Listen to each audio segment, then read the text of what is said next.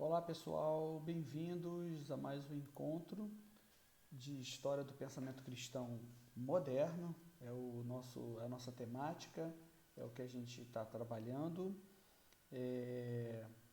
A gente, nesse encontro de hoje, nessa aula, nesse bate-papo, a gente ainda vai tratar da reforma, mas num aspecto intrínseco à cristandade. A gente tem visto o aspecto da reforma e da própria formação, né, do pensamento moderno, pautado sobre três aspectos, né? O aspecto do renascimento, o aspecto da reforma em si e o aspecto da revolução científica. Essas três esferas, elas gravitam em torno da cultura moderna, do pensamento moderno. E a gente está se detendo, né, está se atendo ao pensamento moderno no aspecto da reforma protestante, porque tem muito a ver com a gente, né, o pensamento cristão, o pensamento reformado, a própria temática religiosa.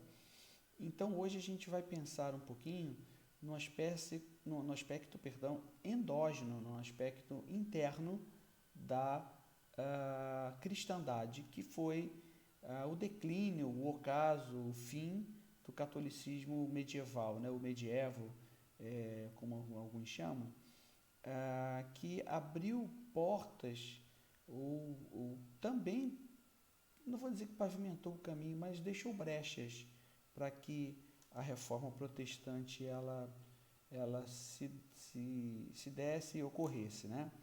Então, essa é a nossa proposta desse bate-papo de hoje. Que bom ter vocês aqui comigo nessa aula de História do Pensamento Cristão, comigo o professor Dr. Misael, para a gente tratar desse assunto tão relevante para a gente, né? Em termos de entendimento da própria cultura ocidental que a gente vive hoje. Bem, gente, a tomada de Constantinopla pelos turcos está aí na imagem. Não sei se eu consigo. Isso aqui, ó, a imagem, né? Tomada de Constantinopla pelos turcos otomanos. Marca esse fim da era medieval, né? Ele marca essa mudança de paradigma. É claro que é apenas um marco histórico, pessoal. Não é a partir desse evento que tudo muda. Claro, esse evento ele é um marco histórico para nos referenciar, para ser algo pedagógico, alguma coisa didática no olhar histórico, historiográfico. Mas já estava acontecendo convulsões, turbulências no aspecto político, social, econômico, sanitário, a própria peste, né? A peste do século XIV. Então, a gente vai trabalhar hoje, a gente vai tratar hoje o século XIV e o século XV de um modo muito express, bem expedito, mas eu quero me ater ao século XIV para a gente pensar, ou seja, os anos 1300. Olha que interessante, né? Para que alguma coisa reverberar. Olha como é que o tempo hoje, né? Tá tão rápido, pessoal. O Yuval Harari, que é aquele historiador israelense, ele fala que a gente vive a era da pós-informação, né? As coisas estão tão rápidas, estão tão efêmeras e ao mesmo tempo numa velocidade tão incrível que quando a gente olha para trás um pouquinho, não precisa ser tanto tempo em termos históricos, 500 anos não é nada, que para que a reforma acontecesse, fatores e questões como a gente vai abordar hoje, vai tratar hoje, foram fundamentais, mas que aconteceram 200 anos antes, ok? Então, sobre esse prisma, sobre essa perspectiva que eu queria conversar com vocês hoje. Então, a queda, né, de Constantinopla é o marco, sem dúvida, histórico da mudança da Idade Média para a Idade Moderna. E essas convulsões, esses problemas, essas intempéries sociais que estavam acontecendo, religiosas, políticas, a gente pode elencar apenas três aqui, há outras, mas para o nosso propósito aqui, quero elencar apenas 3, só para a gente ficar bem detido e objetivo no que a gente quer refletir.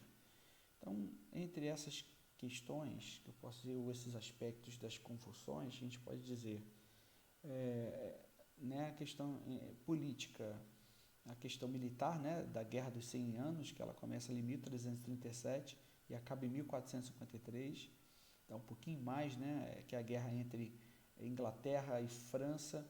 A Inglaterra havia tomado alguns territórios franceses, e, enfim, essa guerra perdurou aí por 100 anos, então isso você imagina, uma guerra que perdure 100 anos, né? Tem um estrago e consequências terríveis, nefastas. Revoltas camponesas ou campesinas, né? O declínio, o ocaso do feudalismo. O que era o feudalismo? Aquele sistema de terras que a gente falou na aula passada, né? Sistema de terras, sistema onde a terra era a propriedade mais importante, onde eu tinha uma ideia de relacionamento social entre o senhor da terra e o vassalo, né? Entre o suzerano, que é o senhor, e o vassalo, que é o servo. Então tinha essa questão. A expansão das cidades é fundamental, pessoal. Isso precisa ficar muito claro na cabeça de vocês, que de 1300, na verdade antes, né? Isso começa no século XI, no ano 1000, mas a coisa ela ganha robustez a partir ali realmente do século XIV, século XIII, século XIV.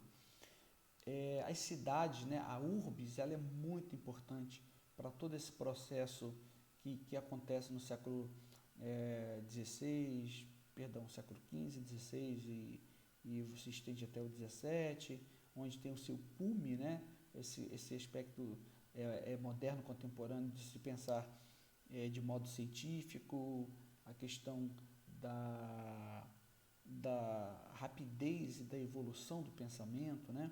Tudo isso vem lá atrás, gente. Isso que é fantástico na história, né? Isso é maravilhoso, isso é incrível. Você olha para trás e você começa a juntar as peças, né? Para que esse quebra-cabeças ele comece a ficar, ele tenha sentido. Então, surgimento das cidades, o surgimento do metalismo, né? Que é o acúmulo de metais, e o capitalismo. O capitalismo que a gente conhece nasce nessa época ali, século XV, século XIV, XV, né? Onde eu tenho as dinastias, sobretudo, vamos pensar um pouquinho na Itália. O banco, como a gente imagina hoje, né? Nasceu ali, sistema bancário, de você depositar seu dinheiro lá. Então, famílias como os Médicis da Itália, os Borgias da Espanha, que fizeram papas, o Papa Alexandre VI, o Papa Clemente VII, o Papa Leão X, que é o cara da controvérsia com Lutero. Todos, né, esses líderes, essas pessoas, elas eram embebecidas desse pensamento renascentista, desse pensamento de autonomia do ser humano em relação a quaisquer aspectos de instituição e de tradição. É mais ou menos por aí, tá bom? E no outro aspecto social havia fome terrível, né? E o flagelo da peste negra, que ceifou aí metade da população europeia. Se a gente falar grosso modo, metade da população europeia. Então, pense comigo, as guerras, epidemias, a gente está vivendo ainda, infelizmente, esse momento nefasto, trágico de epidemia, de pandemia do coronavírus, e a gente está sentindo na pele, né? Eu tive problema seríssimo de saúde, perdi pessoas queridas, amigos, enfim.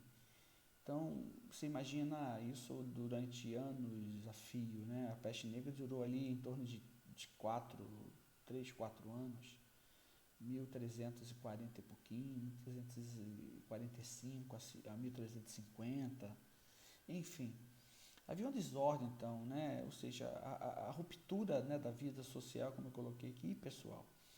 Então, ademais, no final dessa Idade Média, houve o surgimento dos chamados Estados Nacionais. É aqui onde eu quero fazer esse link entre aspectos externos e aspectos internos da cristandade, porque é uma coisa que precisa ficar claro na cabeça de vocês. Nessa época, na Idade Média, eu tenho religião, eu tenho igreja e Estado numa coisa só. Essa ruptura, ela vai ocorrer exatamente como consequência do pensamento moderno, ok? Então, o sentimento dominante era de quê, gente? De insegurança, de ansiedade, de medo, pessimismo. E aí a gente vê em gravuras aí, ó, a dança da morte, são quadros do século XV, século XIV, século XV, onde a gente tem aqui ó, a figura da dança da morte, tá vendo? E exatamente, é essa ideia aqui, ó, tá vendo? Some-se a todo esse processo de medo, de ansiedade, de insegurança, as pessoas ao olhar para a instituição que poderia trazer um alívio, né? Enfim, uma esperança, elas olham e veem que uma cúria, né? Romana, uma corrupção do papado, através, a gente já falou sobre isso, das simonias, né? A venda de cargos, as indulgências, a exacerbação do uso das relíquias. Então, contra todo esse processo, eu estou falando aí especificamente século XIV, a gente já começa a ver pessoas se levantando dentro da instituição cristandade, dentro da instituição igreja, como o John Wycliffe na Inglaterra, o Jan Hus ou John Hus na República Tcheca ali, na Hungria, leste europeu de um modo geral, entre outros já começam a falar, olha, precisa reformular, precisa mudar as práticas da igreja, porque estamos vivendo um momento sombrio e a igreja precisa se adequar a esse novo momento e precisa reformar, enfim. Qualquer semelhança com hoje é mera coincidência, só para a gente pensar, né? Então, gente, a reforma, ela é esse conjunto, né, de eventos e movimentos religiosos que vão contestar a prática da Igreja Católica, né, aliados ao que é a ascensão da burguesia, o avanço do capitalismo, essa valorização do homem, lembra? No humanismo, é claro que o humanismo é mais que isso, lembra? O humanismo começou com a ideia de um tipo de estudo onde se buscava o ad fontes, ou seja, diretas fontes ou de volta às fontes, os textos antigos, mas ele com o tempo ele foi se tornando antropocêntrico, né? Eu gosto de pensar antropocentrismo não como homem no centro, mas como homem autônomo, o homem recuperando a sua autonomia em relação à religiosidade e em relação à ortodoxia cristã, enfim. Então repara que a valorização do homem, então, do empreendedor, do lucro, das atitudes que são condenadas ou eram condenadas pela Igreja Católica. O Max Weber ele vai tratar um pouco disso na Ética Protestante e o Espírito do Capitalismo, um livro que eu recomendo, um clássico, né, da sociologia, e é importantíssimo a gente ter. O Max Weber é um dos pensadores aí que a gente utiliza muito no nosso curso. Então, gente, anseio por reforma já havia, né, como eu disse, dentro da igreja. No entanto, ainda não havia no século XIV, ali 1300, toda uma robustez, e aí, que é um fator importantíssimo, que é a robustez dos estados nacionais, né? Então, quaisquer tipos de solicitação de mudanças, de reforma, de mudanças, né, na própria características e práticas da igreja de então, era tido como heresia, era rechaçado veementemente, né? Então, o próprio John Hus ele vai para a fogueira no concílio de Constância. Lá na frente a gente vai falar um pouquinho disso, mas o que eu quero que vocês percebam? Que esse momento, século XIV, século XV, é um momento de efervescência e de crise porque eu estou mudando efetivamente o pensamento. Eu saio do pensamento medieval e entro no pensamento renascentista, cuja a característica a gente pode explicitar em três aspectos: o puro conhecimento, a pura arte e a pura ciência. Isso é o pensamento renascentista que evoca, que conduz, que deságua no pensamento moderno. Né? É o conjunto desses três pilares, desse trinômio, que formam a cultura moderna que a gente presencia e vive hoje. A gente já está até na pós-modernidade, né? Que é uma exacerbação da modernidade, mas enfim, só para a gente nortear aqui o pensamento. Então, um anseio por reforma já havia dentro da igreja, como eu falei, né? E essa conjuntura do Renascimento, o fortalecimento do espírito nacional, olha, guarda isso, ainda não estavam robustos, como eu disse, né, para fazer frente, para ir de encontro à igreja e os seus dogmas. Ainda pensando no aspecto desse declínio da Idade Média, muitas vezes alterações, né, no mundo e na própria instituição igreja, elas ocorrem, acontecem, e as pessoas não são conscientes dessa mudança. Né? Acontece tantas mudanças ao mesmo tempo, né? E às vezes a gente já está ali naquele processo e não para refletir as mudanças que estão acontecendo. O século XIV foi uma dessas épocas, né? O papado, em particular, ele perde, ele enfraquece aquela postura absolutista do papado. Ela começa a ser minada por esses pensamentos individualistas, de monarquias nacionais, de rechaçamento de práticas religiosas abusivas. Então, o período ali que vai de 1300 a 1500, depois de Cristo, claro, né? Então, é conhecido como o ocaso da Idade Média. Tá vendo como é que é interessante a gente pensar sobre isso? É um período de mudança, esse ponto de inflexão, o turning point, ponto de mudança, né? Porque a concepção de cristandade muda, pessoal. Né? A qual essa cristandade que unificou, né, o continente europeu por um milênio, né, que vai entre o quarto século e o século XIV, estava sofrendo o ataque de uma série de questões externas e internas. Então, coloquei aqui a imagem aqui do médico, né, da peste negra. Eles usavam essa máscara, né, para se protegerem. Aqui eles colocavam ervas, enfim, ungüentos aqui, porque se imaginava que a doença, né, a peste, ela vinha do mau ar, né, eles não imaginavam, gente, que a pulga do rato pudesse transmitir, né? Então, assim, fazia esse... E outra coisa, os médicos tratavam a peste, né? Como é que era o tratamento? É muito interessante. Eles tratavam da ideia de colocar as substâncias bile negra, bile amarela, dentro em equilíbrio. Então, quando é que a gente ficava doente? Quando alguma desses líquidos que formavam a gente, né, estavam em desordem. Então, fazia-se muita sangria para expelir a doença pelo sangue, doenças mais imagináveis, gente, tratamentos mais inimagináveis, né, veneno de escorpião, e uma série de outras coisas que eram tratadas. Então, assim, só para a gente pensar, né, você imagina, a gente está no século XXI e o mundo está parado por causa dessa pandemia. Você imagine há 600, 700 anos atrás, como é que era difícil o tratamento.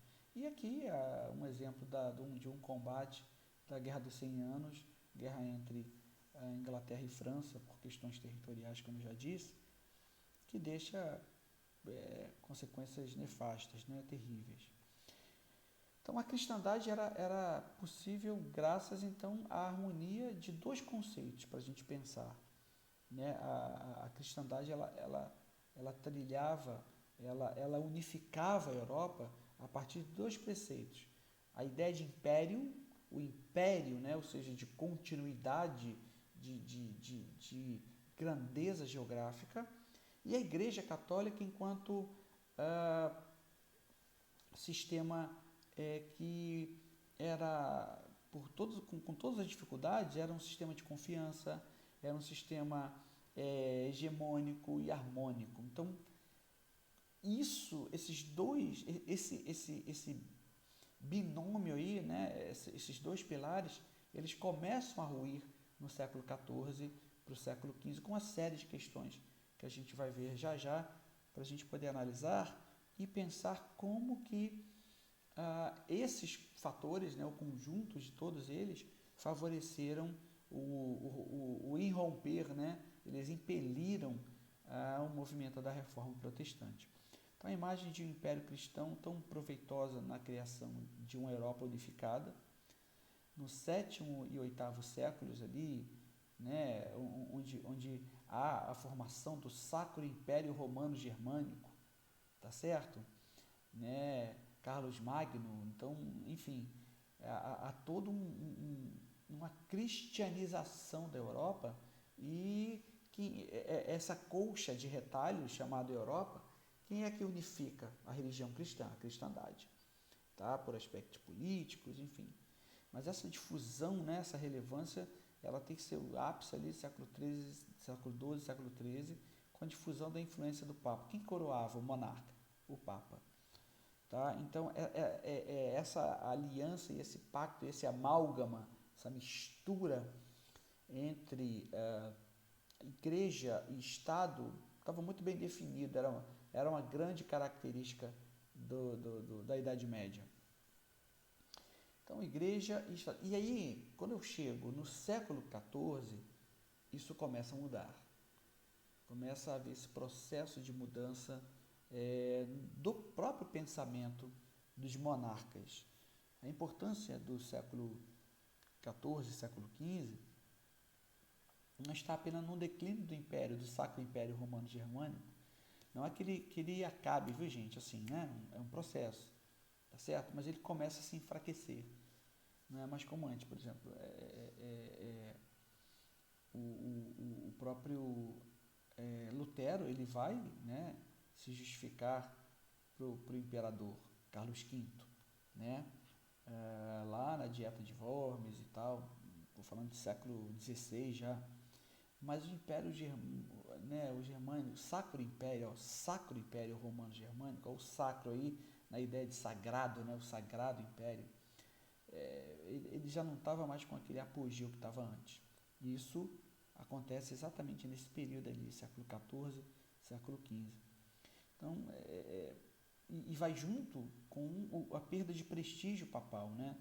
Nesse momento ainda é cedo para se pensar em nações, no sentido que a gente entende, coloquei aqui, mas já no século XIV havia cada vez mais pessoas que estavam se acostumando com a ideia, né, de que eles eram ingleses, o sentimento nacional, ou franceses. Repara que também esse sentimento, essa questão de querela, né, de guerra, isso também é um fator, né, de sentimento, pegar bandeira, né, enfim, iam além dos pensamentos da própria cidade e região. Eu começo a ter o aspecto, o conceito de nação. Claro, é embrionário, pessoal, tá bom? Lembre-se, é um processo lento, mas ele começa a ganhar robustez, né? Então, um período, só para a gente ficar ainda mais claro o que eu estou querendo dizer, desse ocaso, desse declínio, desse colapso, acho que essa é a palavra. A Idade Média ela começa a colapsar a partir aí exatamente do século XIV. Na verdade, a partir do século XIII, mas o século XIV, essa coisa ela começa a estar embasada para que a Idade Média ela rua, né? Ela começa a ruir. Então, um período que vai ali de 1300 a 1500, sem dúvida, então, esse declínio, né? É o caso da Idade Média. Em que aspecto? E aí que eu quero que vocês guardem. No aspecto de que a concepção de cristandade estava sendo vigorosamente atacada por um evento, pelo surgimento e o sentimento das monarquias nacionais. Isso é muito importante, pessoal, porque começa a mudar a ideia de unidade pautada na igreja, isso começa a ruir. E aí eu começo a voltar a ter efetivamente a ideia de um sentimento de nacionalidade. E esse sentimento de nacionalidade, ele primeiro vem no aspecto político, mas lembra que política e religião eram uma coisa só nesse período, e isso também afeta o quê? A religião. Então, há um anseio e o desejo de se ter igrejas nacionais, igrejas que não sejam subordinadas ao Papa. Ok? Olha como é que começa a mudar. Tá vendo? Começa efetivamente a gente ter, a pavimentar essa estrada para que a reforma ela efetivamente aconteça. Então, talvez o mais importante era lhes ser possível imaginar seu Estado funcionando sem direção papal direta, ou seja, sem a influência do Papa. Em termos modernos, pode-se dizer, então, gente, que essas igrejas nacionais, essas estruturas dos Estados nacionais, elas começaram a pensar em questões seculares mesmo, e sagradas, ou seja, começa a se acontecer o seguinte, lembra que era uma coisa só? Começa a haver um processo lento, mas de ruptura, começa a haver esse ato entre política, meio secular, laicidade, né, meio laico e o meio religioso. Começa aqui, gente, né, em um domínio para o Estado. Então, o Estado é laico, a gente ouve muito falar sobre isso, né? Então, começa aqui. O Estado e um domínio para a igreja. Ou seja, a igreja é uma coisa, Estado, governo é outra. Essa nova concepção ou cosmovisão aparece mais nitidamente nos acontecimentos que gravitam em torno do papado. Ou seja, o Papa medieval, ele vivia como um rei, como um monarca absolutista, como um monarca temporal. Isso começa a dissociar e ser criticado pelos monarcas nacionais, efetivamente, a partir aí do século XIII. Tá? E os que mais representam ou simbolizam esse momento é que Filipe o Belo, que de belo não tem nada, né, gente? Mas esse era o nome dele, Filipe o Belo. Esse cara foi o cara que extinguiu a Ordem dos Templários, ele perseguiu a Ordem dos Templários e extinguiu, né? E aqui Eduardo I, que é o rei da Inglaterra. Então, Filipe o Belo, rei da França, e Eduardo I, rei da Inglaterra. A querela da Guerra dos 100 Anos está relacionada a esses carinhas aqui. Então, a Europa estava se afastando, então, do seu passado feudal, tá certo? A terra era menos importante. Gente, é um processo, ok? Não é assim. Era um processo. Mas havia um novo interesse, sobretudo no dinheiro vivo. Lembra que a partir do século XI, há o surgimento das cidades na Europa. E as cidades começam a ser governadas não mais pela aristocracia, por duques, por condes, mas sim por mercadores. Esses são os novos líderes desse tempo, desse momento. E essas pessoas, pessoal, para eles o que importa é o dinheiro, tá certo? É o recurso vivo ali, é a grana. Então, começa a haver a dissociação. Não sei se vocês estão reparando comigo que é um processo que é sem volta. Começa a acontecer, vem a peste negra, vem a questão das monarquias nacionais, sentimentos individuais, surgimento do capitalismo, vai tudo ao mesmo tempo. E junta com aquele pensamento pessimista que eu falei para vocês, lembra das gravuras e os quadros lá, da dança da morte? As pessoas estavam desesperadas. E elas começam a se apegar a esse novo momento. Tudo que é novo atrai, né? Então, essa nova ideia desses homens... Então, repara uma coisa. tanto Filipe o Belo quanto Eduardo I não são mais aqueles monarcas submissos totalmente ao poder papal. Eles vão questionar, tá? Cada vez mais homens no topo da estrutura de poder medieval, eles começam a perceber o quê?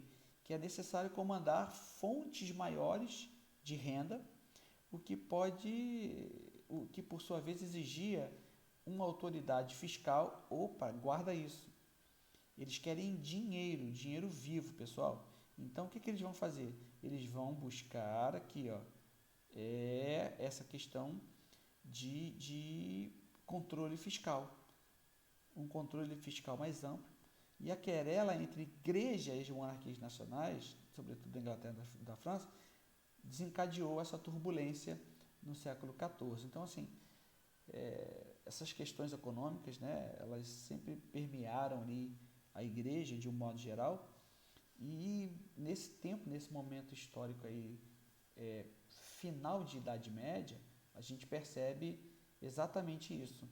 Os reis, eles precisam de recursos, eles começam a ver que a terra não resolve isso, precisa de dinheiro, então eles vão começar a taxar a igreja, os clérigos, e aí começa a grande discussão e a grande problemática entre a igreja e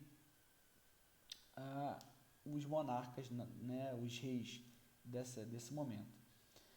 Em 1296, olha aí, finalzinho, né, do século XIII, Bonifácio VIII havia emitido a Clericis Laicus. O que é isso? Um documento que ameaçava a excomunhão de qualquer governante leigo que tributasse o clero e qualquer eclesiástico que pagasse impostos sem o consentimento papal. Era excomungado. Gente, a excomunhão na Idade Média era pior que a morte, porque você não ia ter direito à vida eterna, não ia ter direito ao céu e para o inferno.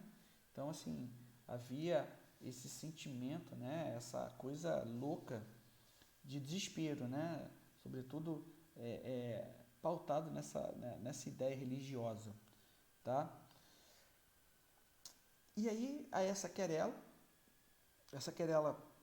ela perpassa ali finalzinho do século XIII e adentra o século XIV, e o auge disso tudo acontece quando Filipe o Belo ele prende o Papa Bonifácio VIII, isso que a gente viu aqui, né? E a cidade, ela se revolta onde ele não estava em Roma, ela se revolta, a cidade, liberta o Papa, mas fruto de todo esse desgaste, ele já era idoso, tinha em torno de 86 anos, ele falece, e vê um Papa após ele muito fraco, muito sem expressão, e Filipe o Belo, se aproveitando dessa situação, o que ele faz?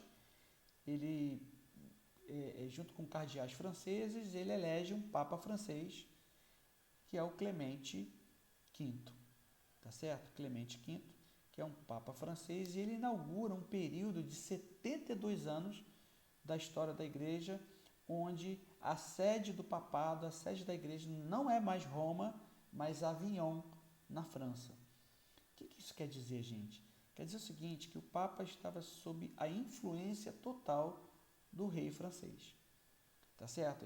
Os limites e fronteiras estavam dentro, né, do domínio do governo francês. E aí, cativeiro babilônico, fazendo alusão àquela questão, né, dos judeus na Babilônia e tal. Então, a história chama esse período de 72 anos do Papa sob a influência do governo francês, do monarca francês, de cativeiro babilônico papal.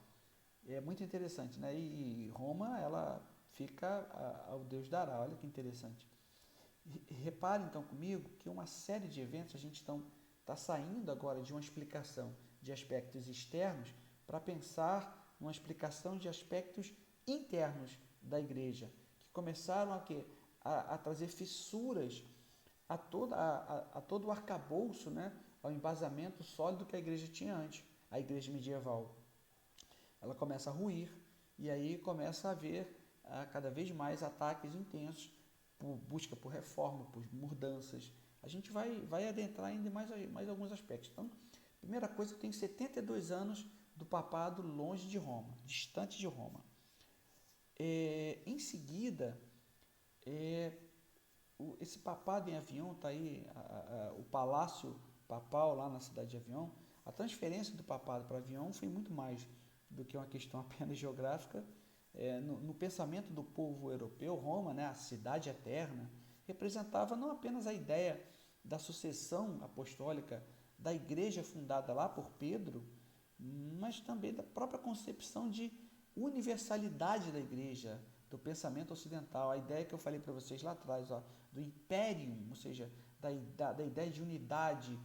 Império, a diferença de império para reino é isso, né? É questão de tamanho, de região, né? O império é algo muito maior, muito mais relevante do que um reino. Já Avião estava cercada geograficamente por todos os lados pelo rei Francisco. Então você imagina o quanto isso gerou de insatisfação nos outros países. Então guarde isso. Isso vai gerando, uma insatisfação, um sentimento de descontentamento com a igreja, sobretudo dos países do norte da Europa, Alemanha, tá certo? Então, olha que interessante.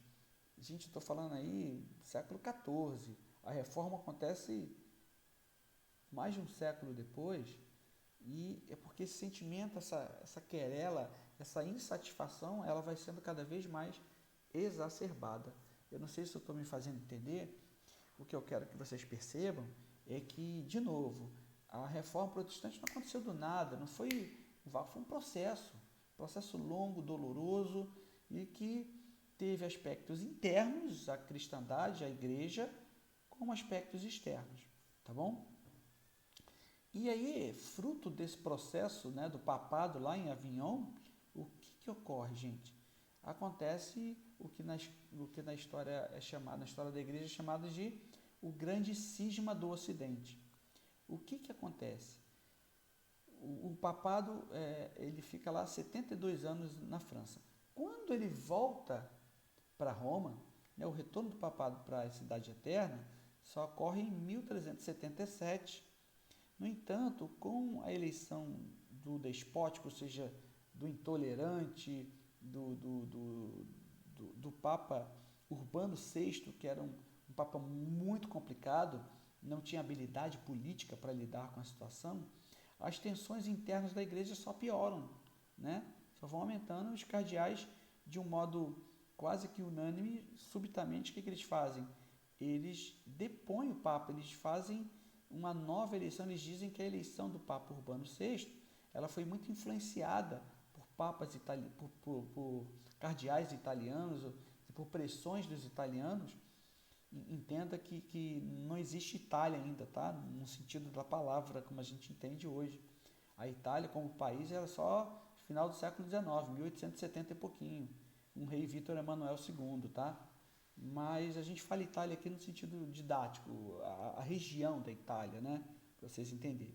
Então, com isso, o que acontece? O Papa Urbano VI, ele criou praticamente um outro colégio de cardeais, visto que aquele colégio de cardeais estava em oposição a ele.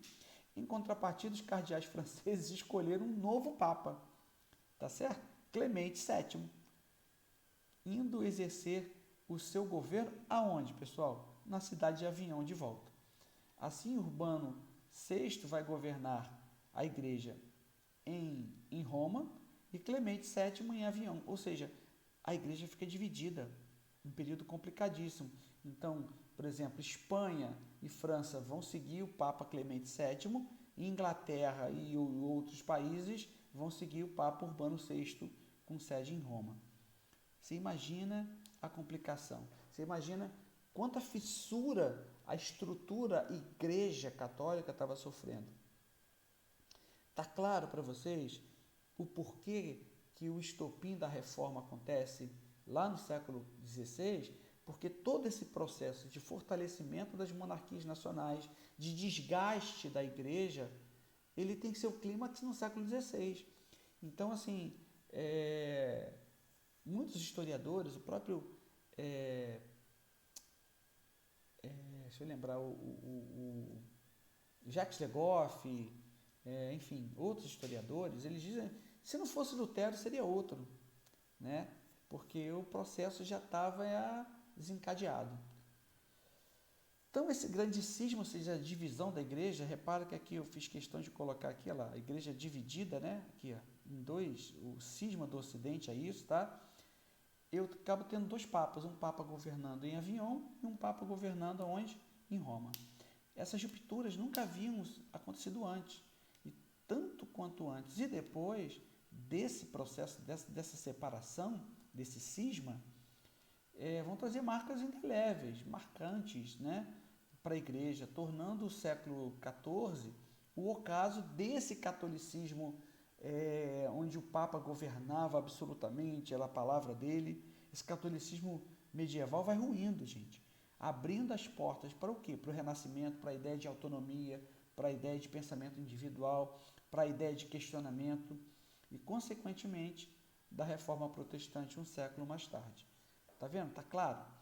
Então, o que acontece? Fruto desse processo todo, né? Eu tenho dois papas, busca-se fazer a reorganização da igreja. Vamos tentar organizar de novo? Vamos tentar voltar a igreja ao que era? E aí, como é que se faz isso? Por meio de concílios.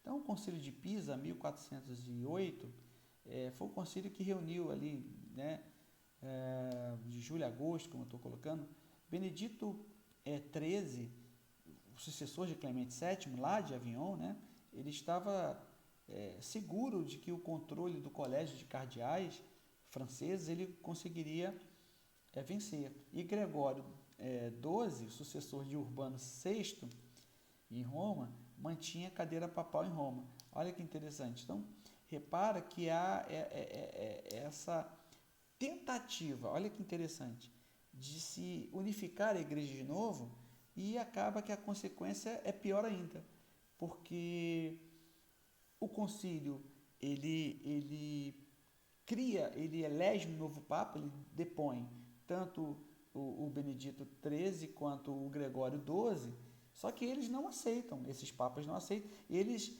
elegem o Alexandre V, tá? Em 1410, aí eu já estou no século XV, as reverberações do século XIV, elas vão desaguar no século XV, é claro isso, né? E aí, depois ele foi sucedido pelo Papa João 22, aqui está 23, mas é 22, tá bom? Tem um errata aqui para vocês. O que acontece, gente? Ao invés de eu resolver ter um Papa só, eu crio um terceiro Papa. Ou seja, para se tentar reorganizar o cisma, a separação que a igreja estava sofrendo, os fatores internos que eu estou falando com vocês, a coisa piorou e degringolou. Até que, nesse processo de tentativa de reorganização, ocorre o Concílio de Constança, que vai de 1414 a 1418. Nesse concílio foi então convocado por Sigismundo, olha, que é o imperador do Santo Império Romano-Germânico. De novo, a mesma ideia de Constantino, lá no concílio de Nicéia, no IV século, o imperador intervém diretamente, ainda há o Império o Império Sacro-Germano-Românico, né, que controla ali a europeia, claro, enfraquecido, não é mais o mesmo de Carlos Magno, por exemplo, mas ele ainda tem voz, tá certo, pessoal? Então acontece esse concílio, vai tentar se reunir para convocar e para resolver as questões de três papas. Isso não se resolve, essa coisa só degringola ainda mais, a cada vez mais a perda de poder da própria Igreja Católica. Qual é, então, a vantagem e o sucesso do Concílio de Constança? O Concílio de Constança ele declarou-se legal, ele se autodeclarou legal. Os dois colégios de cardeais eles se juntaram para fazer esse concílio, tanto o colégio de cardeais de Avignon, né, quanto o de Roma, e como sendo, guarde isso, a autoridade suprema da Igreja de Roma. Então, o concílio passa a ser a autoridade mais importante da igreja, não mais o Papa. Não é que o Papa ele não seja executivo, viu, pessoal? Lá no século XIX a gente vai ter a infabilidade papal, um dos dogmas que foi ratificado nesse concílio, mas o concílio ele ganha a robustez e a força que antes ele não tinha. Então esse decreto conciliar que substituiu o absolutismo papal, ou seja, o Papa é absoluto nas suas decisões, ele não tem que prestar conta a ninguém, né? Pelo controle conciliar da Igreja de Roma, recebeu o título de Sacro Sancti. Sacro Sancti.